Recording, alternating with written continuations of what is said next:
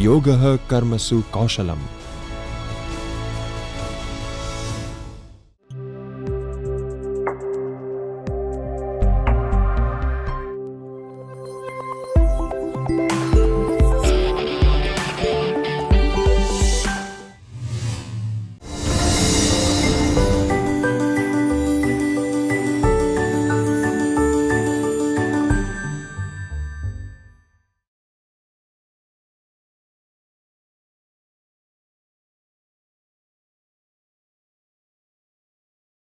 What is prose?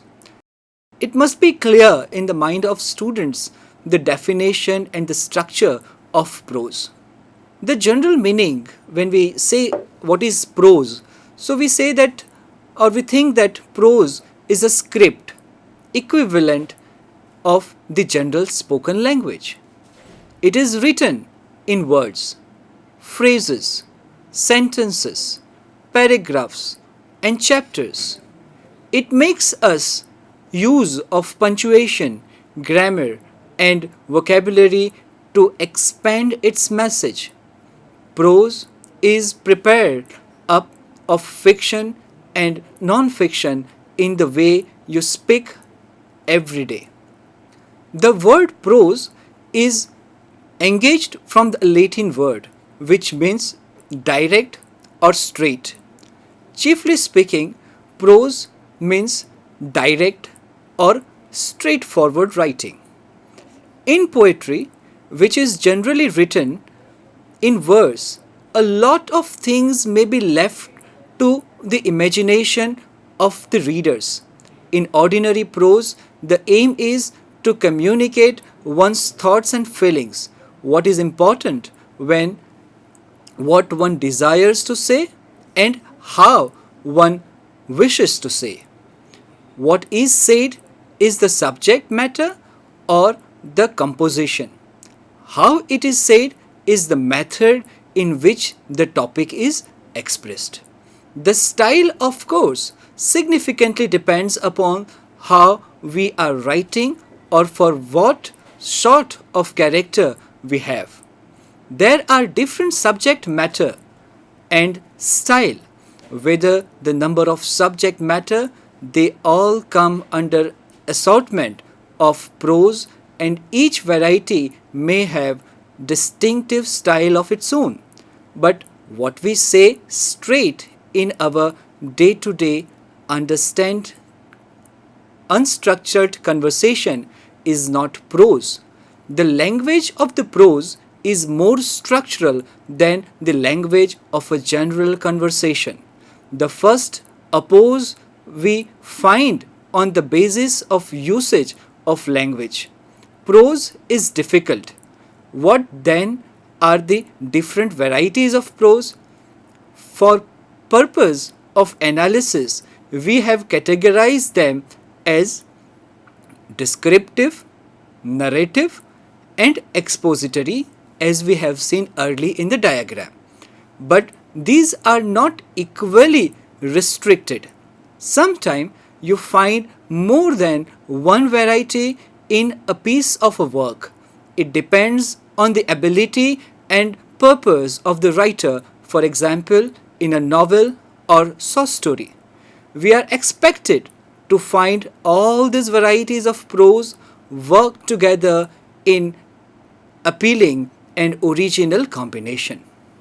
Now, when we are talking about prose, it is very natural the another word come in our minds, that is poetry. So let us discuss about difference between prose and poetry. Prose is always placed in oppose to poetry. This is what generally we feel, and it is reflected in its definition that prose is a rhythm-less form of a language.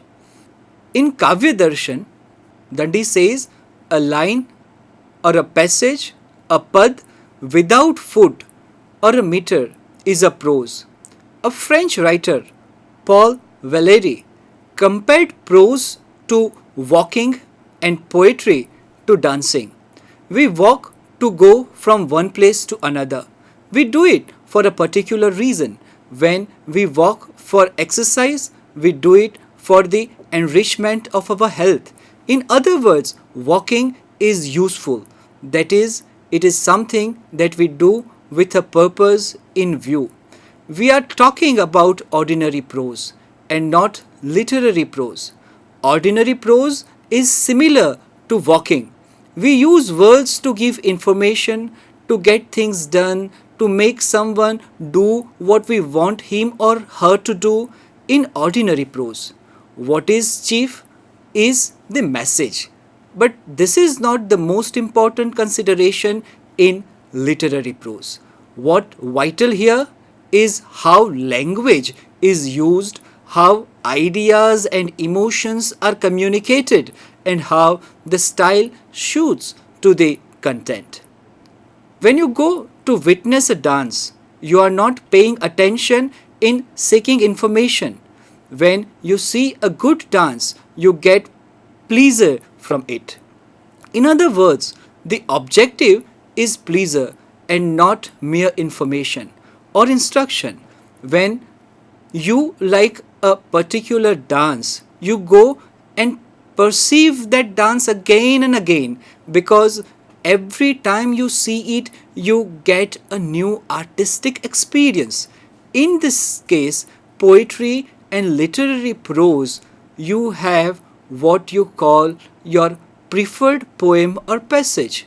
You read it a number of times and are not tired of it if it is an ordinary prose passage. The moment you comprehended the meaning, you don't want to read it all over again. In literary prose, as well as in poetry, it is not just the meaning that is the significant, but also the medium. It is often complicated to say what is more important, the form or the content. There is, however, inseparability between the two. This is exactly the meaning of the Hindi term Sahitya, Sahitata. The literary means nearness, togetherness. It is the togetherness of the sound and the sense. It is the togetherness of the form and the content. This is what is unique to great literature. In dancing, every motion is important. For the spot that is occupies in a particular dance, no one posture is more important or less important than another. Each gesture contributes to the total effect of the dance. In the same way, in a good poem or a piece of literary prose, every word is important for the position it occupies in it and contributes to its total effect. Again, in a good dance, when the dance is on, you cannot distinguish the dancer from the dance. In any great poem or a passage of literary prose, it will be difficult to separate the effect of the medium from the effect of the message. A prose can be summarized, but not a poem. The meaning of the poem is the meaning that you experience every time you read the poem, and you cannot say of any poem that you have tried. The literariness of a poem or prose pieces lies particularly in this quality. A literary piece usually has layers of meaning, for the writer works through prepositions, suggestions, imaginary, and other such devices. The use of literary devices alone does not make a piece literary. What is significant is the way in which they add to the unity and thereby the final effect of the piece. Every time you go to it, you get a new meaning, a new aesthetic or artistic delight. This is mainly because of the implication of a word in poetry. Now, The next point is very much important for us to understand about denotation and connotation. Generally, we find these things in literature and especially in prose. Words have a denotative and a connotative meaning. Denotation means literal meaning of a word. For example, when you say this is a stone, you are referring to a thing which is a stone. It is understandable statement. There is no other meaning of this sentence.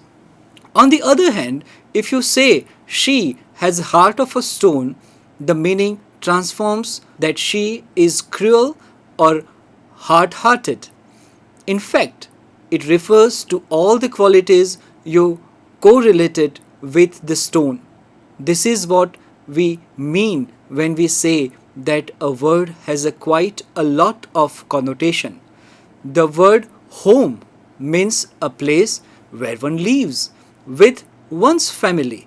This is its major meaning, but it suggests family, security, warmth, intimacy, comfort, and affection. A house is also a place where one lives. Does it have the same connotation of the word home? No.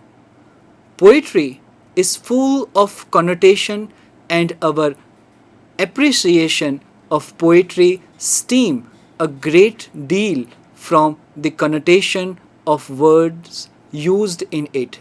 Now, what we have discussed, the difference between denotation and connotation, let us discuss the different varieties of prose. We have seen the wide-ranging difference among poetry and prose. Let us shift to the varieties of prose. Let us observe the nature and the characteristics of descriptive, narrative, and expository prose in brief. Here we only aim to have a general introduction. Descriptive prose. What is descriptive prose?